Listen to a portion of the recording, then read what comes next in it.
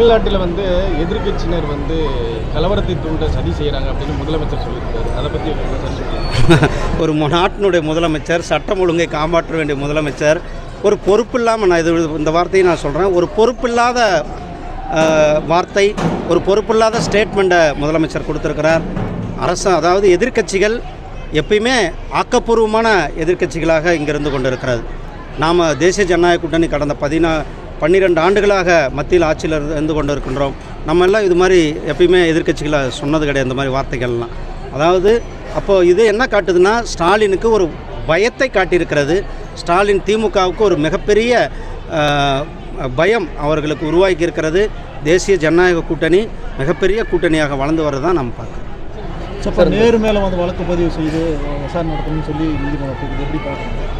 திமுகவினுடைய ஊழல் எந்தளவுக்கு தமிழ்நாட்டை சீரழித்திருக்கிறது என்பதை காட்டுகிறது. இடி, அதாவது என்ஃபோர்ஸ்மெண்ட் டைரக்டரேட்டிலிருந்து 890 கோடி ரூபாய்க்கு, 888 கோடி ரூபாய்க்கு இந்த துறையில் ஊழல் நடந்திருக்கிறது என்று நம்மளுடைய டிஜிபிக்கு கடிதம் எழுதுகிறாங்க.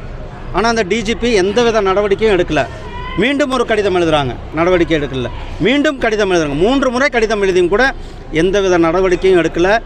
உயர்நீதிமன்றம் தலையிட்டு நேற்றுக்கு உயர்நீதிமன்றம் உடனடியாக நடவடிக்கை எடுக்கணும்னு சொல்லியிருக்கு. அப்போ இதிலிருந்து என்ன தெரியுது? ஸ்டாலின் ஊழலுக்கு துணை போகிறார், குற்றவாளிகளுக்கு துணை போகிறார். ஊழலை ஊக்குவித்து கொண்டிருக்கின்ற ஸ்டாலினை தமிழக மக்கள் புறக்கணிப்பார்கள். செயற்கை நுண்ணறிவு மாநாடு 2026 இப்போ என்னையோட நிறைவடையுது. $100 கோடி முதலீடு பண்ணியிருக்காங்க இந்திய அரசு.